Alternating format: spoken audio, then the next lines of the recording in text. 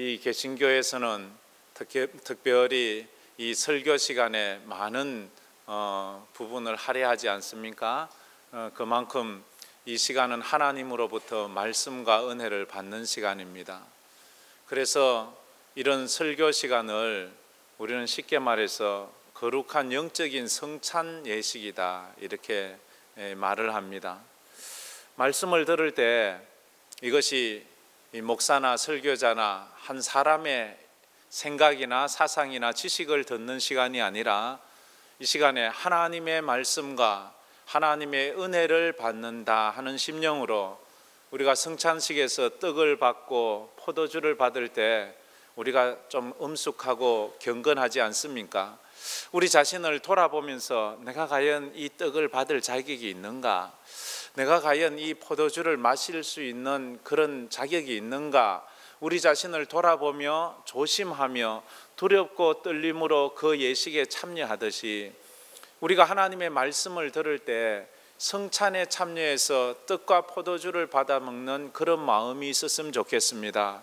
그래서 저 말씀 한마디 한마디가 하나님은 내게 왜 저런 말씀을 하시나, 하나님께서 저 말씀을 하셔서 내게 가르치고자 하는 것은 무엇이 있는가 하는 그런 마음을 가지고 이 시간에 말씀을 들었으면 좋겠습니다. 설교는 배가 부르기 위해서 듣는 것이 아니지 않습니까? 배가 부르기 위해서는 밥을 먹어야 됩니다. 그러나 설교를 들어서 배부름이 아니라 영혼의 배부름이 있어야 합니다. 그래서 우리가 올 한 주간을, 이번 한 주간을 또 믿음으로 살아갈 수 있지 않겠습니까? 우리 그런 은혜가 있기를 축원합니다. 영적인 성찬에서 여러분 배불리게 있으면, 은혜 받으면 배부르다 하는 그런 뜻이 아니겠습니까? 그래서 오늘 제가 설교 제목을 한밤중에 부르는 노래라 이렇게 정했습니다. 찬양하는 삶으로, 어떤 상황 속에서든지 찬양하는 삶으로. 여러분들이 불렀던 그 찬양은 어떤 찬양입니까?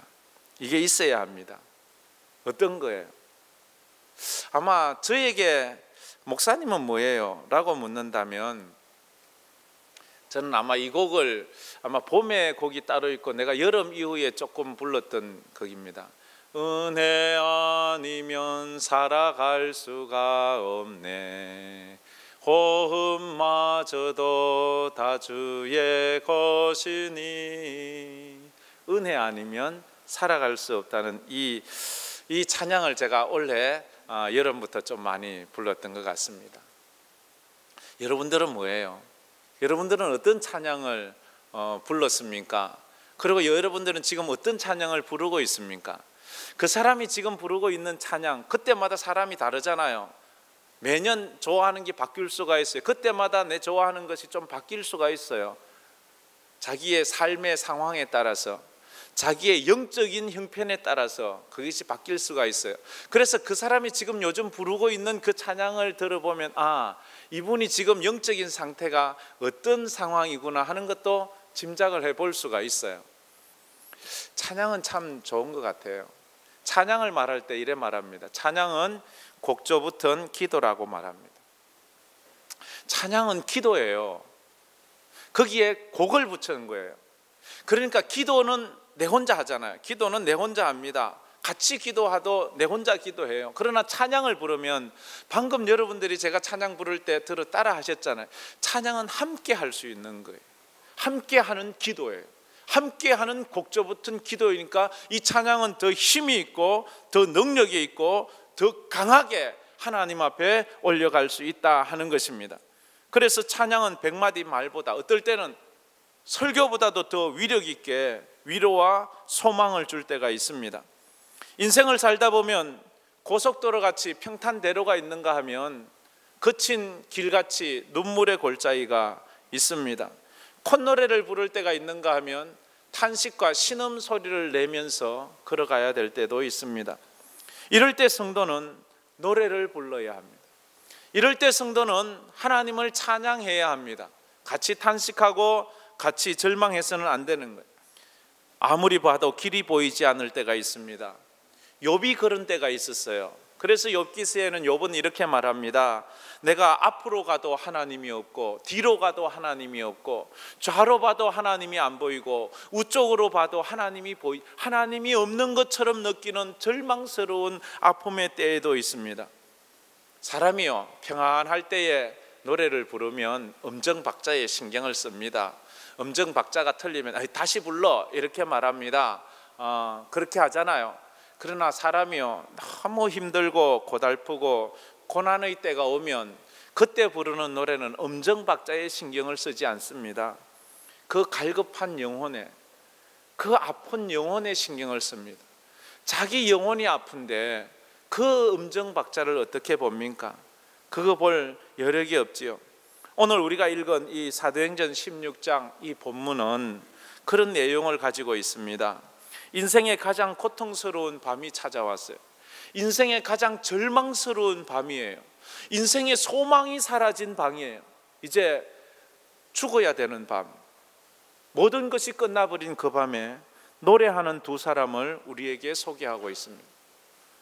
바울과 실라라는 사람입니다. 이들은 지금 자신들이 원해서 빌립보에 온 것이 아니에요. 성령께서 강력하게 이들을 이곳으로 가라고 재촉을 하셨어요. 자기들이 계획해서 온 거 아니에요. 하나님이 가라고 해서 온 거예요. 그러면 좀 편하게 하나님 축복해 주시면 좋은데, 하나님 복음을 전하다가 귀신 들린 여자아이를 만나고 그 귀신 들린 여자아이가 불쌍해서 나사렛 예수 이름으로 그 귀신을 쫓아내 버려줬어요. 그러자 그 여종의 주인이 그 여종을 통해서 돈벌이를 하는데, 귀신 들린 그 아이를 통해서 점도 치고 귀신 들린 그 아이를 통해서 굿도 해서 귀신 들린 그 아이가 자기의 돈벌이인데 그에게서 귀신이 떠나니까 얘가 점칠 수 없는 거예요. 그래서 이 주인이 고발을 해서 바울과 실라를 죽도록 두들겨 패는 거예요.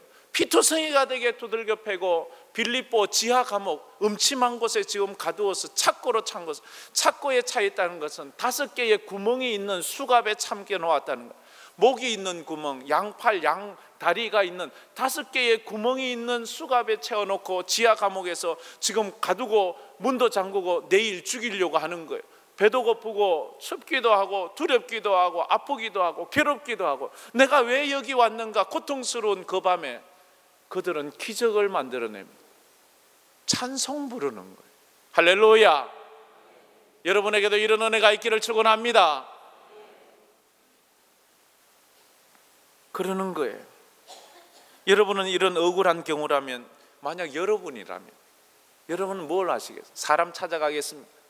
지금 거기에 빌립보에 아는 사람 아무도 없어요. 이방인이에요. 누가 도와주려고 올 사람도 없어요. 군대를 보내줄 사람도 없어요. 자기들 생각에는 100% 죽는 것밖에 없는 거예요. 이때 바울과 실라는 기도하고 찬양을 했습니다. 기도하고 찬양을 했습니다. 이게 25절 말씀이에요. 25절 말씀, 오늘 말씀 우리 다 같이 읽어보겠습니다. 한밤중에 바울과 실라가 기도하고 하나님을 찬송하며 죄수들이 듣더라. 한밤중에 바울과 실라가 기도하고 하나님을 찬송하며 어떻게 됐다고? 죄수들이 들었대요. 이들이 지하 감옥에 갇혀서 착고에 잠겨서 기도하고 찬송을 속으로 한 것이 아니에요. 입술로 으물으물한 것이 아니에요. 분명히 찬송을 크게 불렀어요. 그러니까 다른 감방에 있는 다른 죄수들이 그것을 들었더라 이렇게 말해요. 여러분이 힘들고 어려운 밤에 여러분이 기도하세요. 여러분이 찬송 부르세요. 그때 하나님이 들으시는 거예요. 하나님의 천사가 들으시는 거예요. 그래서 우리가 이들의 모습, 바울과 실라의 모습에서 배울 수 있는 것을 몇 가지 한번 살펴보면, 첫째는 성도는 노래하는 사람이다 하는 거예요. 한번 따라해 봅시다. 성도는 노래하는 사람입니다. 성도는 노래하는 사람이에요. 벙어리가 되어서는 안 돼요. 노래하는 사람이 돼야 돼요. 성도는 시간과 장소에 관계없이 찬양해야 돼요. 이사야 43장 21절에도 이렇게 말했습니다. 이 백성은 내가 나를 위하여 지었나니 나를 찬송하게 하려 함이라. 이렇게 하나님께서 우리 인생을 지으신 것은 하나님을 찬송하라고, 신세 넋두리 하라고 한 것이 아니에요. 신세 한탄하라고 하는 것이 아니에요. 우리는 하나님 앞에 믿음으로 하나님을 찬송하라고. 그래서 시편 119편 시인은 이렇게 말을 하고 있습니다. 우리 다 같이 한번 읽어보겠습니다. 주의 의로운 규례들로 말미암아 내가 하루 7번씩 주를 찬양하나이다. 아멘. 하루 몇 번씩요? 7번씩 주를 찬양하겠습니다 라고. 저는 우리 성도들이 7번씩 한번 찬양해 보세요. 그러면 여러분이 먹는 약보다도 이 찬양이 여러분의 삶을 더 풍요롭게 할 줄 믿습니다. 여러분이 염려하고 걱정하고 고민하는 그 문제 때문에 약을 먹습니까? 그 문제 때문에 하나님 앞에 찬양을 드려보세요. 하나님 앞에 믿음으로 찬양, 기도, 곡조 붙은 기도를 하나님 앞에 드려보세요. 그러면 여러분 마음에서 우울함이 떠나가고 슬픔이 떠나가고 두려움이 떠나가고 염려가 떠나가고 아픔이 떠나갈 수 있음을 믿습니다. 할렐루야. 찬양의 능력을 믿으십시오. 찬양의 위력을 믿으십시오. 밤중에 바울과 실라가 기도하고 찬양하니까 제수들이 들었습니다. 그렇습니다. 성도는 감옥에서도 찬양해야 합니다. 병원의 병실에서도 찬양해야 합니다. 수술대 위에서도 찬양하는 거예요. 심지어 장례식에서도 하나님 앞에 찬양을 부르는 거예요. 아프고 힘들지만 우리가 하나님 앞에 찬양하는 거예요. 두려운 밤에도 찬양합니다. 외로워서 서러운 밤에도 찬양을 하는 거예요. 성도는 찬양을 하는 거예요. 바울과 실라가 빌립보 감옥에 갇혀서 피투성이가 되고 착고에 잠겨서 사람 생각으로 보면 기도할 마음이 있겠습니까? 찬송할 마음이 생기겠습니까? 나 기도할 마음 없어요. 찬송할 마음이 생기지 않아요. 이렇게 말하지 않겠습니까? 그러나 그들은 그것을 극복했습니다. 성도는 기도할 마음이 없어도 기도해야 합니다. 찬송할 마음이 없어도 찬송해야 합니다. 할렐루야. 사람이 밥맛이 없다고 밥 안 먹으면 죽어요. 그때도 밥 먹는 거예요. 사람이 귀찮다고 숨쉬기 싫다고 숨 안 쉬면 죽어요. 그래도 숨 쉬는 거예요. 성도는 기도는 영적인 호흡이라 했습니다. 찬양은 영적인 호흡입니다. 여러분에게 어떤 상황 어떤 형편에서든지 찬양하는 우리 황금교회 성도 되기를 축원합니다. 오늘 한번 마음에 이 다짐을 해보세요. 내가 찬양하며 살리라. 내가 찬양하며 살리라. 그래서 성도는 기분이나 상황에 좌우되지 말고 힘들고 어렵더라도 더욱 찬양과 기도에 힘쓰는 사람이 되어야 합니다. 바울과 실라가 그 밤에 찬양을 불러서 빌립보 지하 감옥이 뒤흔들렸습니다. 기적이 일어났습니다. 착고가 풀리고 옥문이 열리게 되었습니다. 우리가 하나님 앞에서 예배를 드리며 제가 시작하면서 거룩한 성찬에 참여하듯이 떡을 받아 먹듯이 포도주를 받아 마시듯이 하나님의 말씀을 받아 먹으면서 그것이 내 살이 되고 내 피가 될 수 있도록 저는 성찬 예식을 할 때 늘 이 기도를 잊지 않습니다. 하나님, 저 떡이 내 목구멍으로 들어가서 위에서 소화되어 그것이 내 살이 되듯이 저 포도주를 내가 마심으로 저 포도주가 내 목구멍으로 넘어가서 내 혈관 손끝까지 발끝까지 내 혈관의 피가 되듯이 오늘 하나님의 말씀이 여러분의 기분을 여러분의 상황을 잠재울 수 있는 능력의 말씀 되기를 축원합니다. 그러자면 하나님의 만지심이 이 시간 느껴져야 돼요. 하나님의 어루만지심이 이 시간 느껴져야 돼요.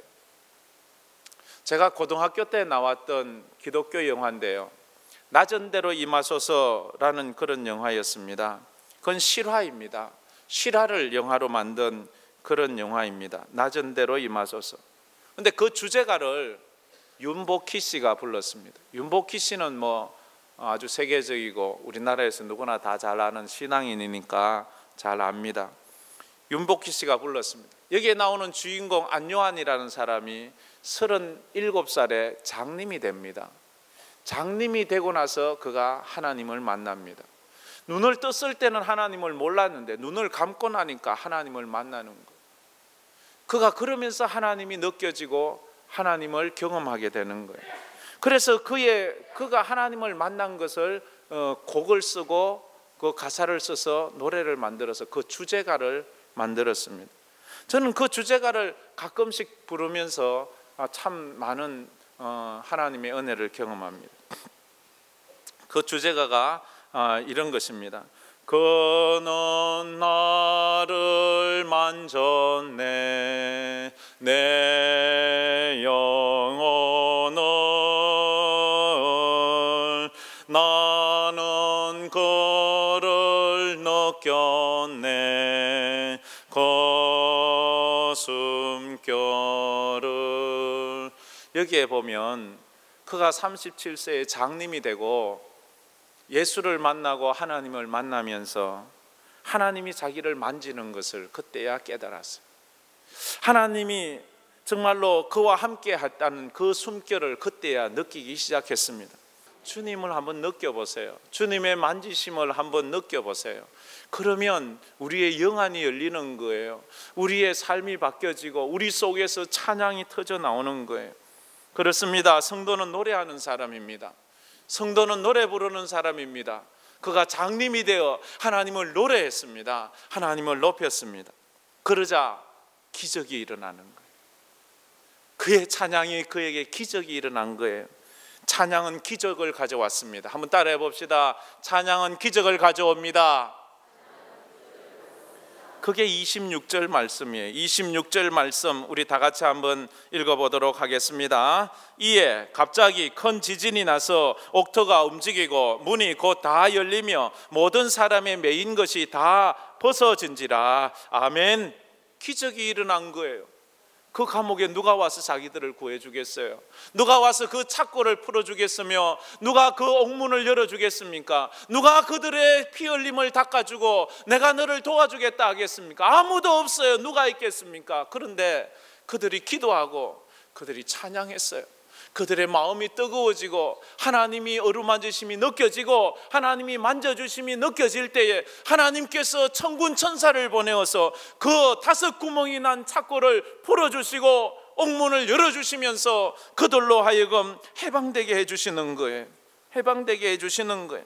성도는 찬양과 기도를 통해서 기적을 만들어낼 수 있습니다. 운명을 바꾸어 갈 수 있습니다. 좌절해 그 자리에 앉아있지 마십시오. 바울과 실라가 그날 그 밤에 원망하고 불평하고 울고만 앉아있었더라면 그들의 인생은 그대로 끝났을 거예요. 울고 있는 인생은 그대로 끝나는 거예요. 여러분 그 자리에서 울지 마세요. 너무 오래 울지 마세요. 어떤 분은 너무 오래 울어요. 수년을 울고 있어요. 이제 그 눈물을 닦고 하나님 앞에 찬양으로 나가시기를 간절히 축원합니다. 그러면 여러분 인생에 묶여있던 착고 같은 문제, 여러 가지 문제, 아픔의 문제, 질병의 문제, 여러 가지 문제를 하나님께서 풀어주실 거예요. 여러분 인생에 닫고 있던 인생의 문, 그 문 도무지 열릴 수 없는 그 문을 하나님이 여러분이 찬송 부를 때에 열어줄 수 있음을 믿으시기를 바랍니다. 믿음대로 되는 거예요. 성경에 여호사밧 왕이 있었어요. 여호사밧 왕 시대에 유대 나라의 모압과 암몬 연합군이 군대를 이끌고 쳐들어왔어요. 유대 나라는 그것을 막을 무기도 없어요. 군대도 없어요. 사기는 땅에 떨어졌어요. 오합지졸이에요. 왕도 생각하니까 이제 우리나라는 망한 거예요. 백성들도 다 망했다고 생각해요. 너무너무 겁이 나는 거예요. 이럴 때 어떻습니까? 적들이 지금 저 성문 밖에 와 있어요. 우리가 막을 힘이 없어요. 어떻게 해볼 수도 없어요. 죽어야 돼요. 너무 기가 막혔어. 너무나도 기가 막혔어. 여호사밧 왕이 백성들에게 선포합니다. 나와 모든 백성들아 금식하자. 하나님 앞에 금식하며 기도하자. 그렇게 했어요. 이 금식이라는 것은 성도들이 가지고 있는 가장 큰 무기 중에 하나예요. 금식이 뭐예요? 밥을 안 먹는 거잖아요. 음식을 안 먹는 거잖아요. 음식을 안 먹으면 어떻게 돼요? 죽지요. 하나님 앞에 시위하는 거예요. 하나님 앞에 영적으로 데모하는 거예요. 하나님, 나 죽을랍니다. 하나님이 내 문제 해결해 주시든지 아니면 날 죽이든지 나 하나님께서 이 문제 해결해 주실 때까지 나 밥 안 먹을래요. 어린아이들이 부모님 앞에 땡깡 부리면 나 밥 안 먹을래. 이렇게 말하듯이 성도들이 하나님 앞에 하나님 나 밥 안 먹을래요. 그리고 기도만 하는 거예요. 그래서 여호사밧 왕과 그 유대 백성들이 하나님 앞에 금식하며 기도합니다.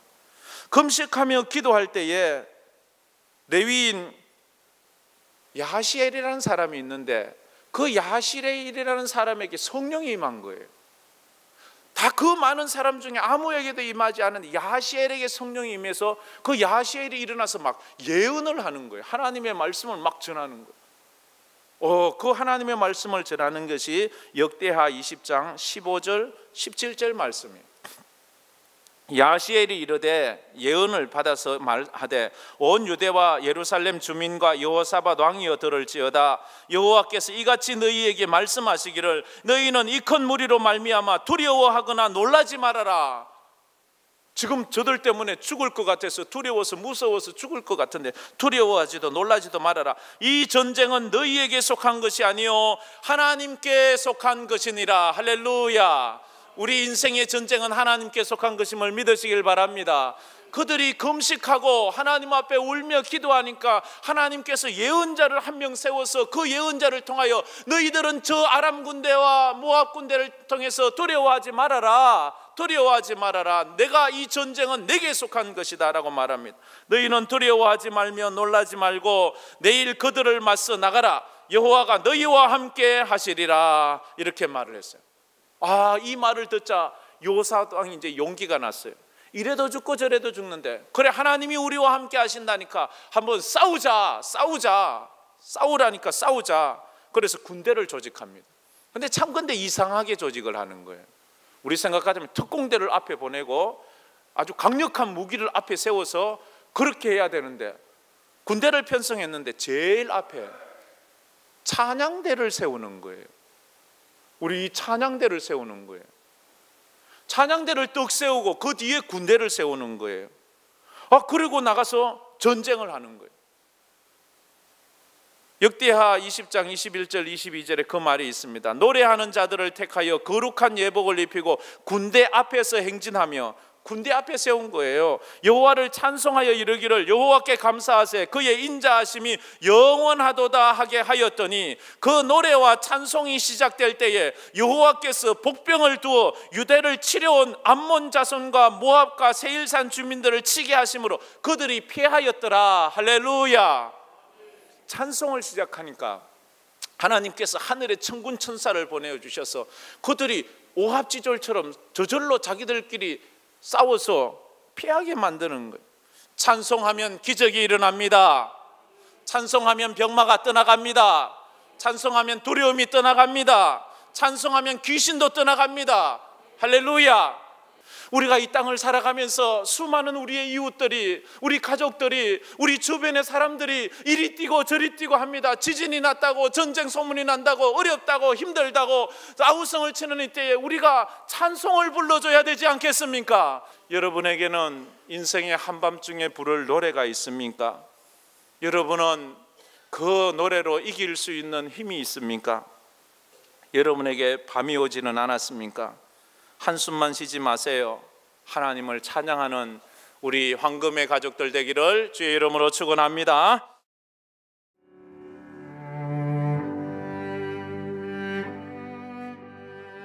안녕하십니까. 저는 황금교회를 담임하는 박무용 목사입니다. 우리 교회는 하나님의 거룩한 목적인 선교의 사명에 최선을 다하는 교회입니다. 함께 모여 예배할 뿐 아니라 탁구, 축구, 색소폰 교실 등을 열어 지역사회를 섬기고 이웃을 봉사하는 열린 공동체입니다. 아울러 성도 서로가 함께하며 사랑을 나누고 교제하는 하나님의 가족 공동체입니다. 감사합니다.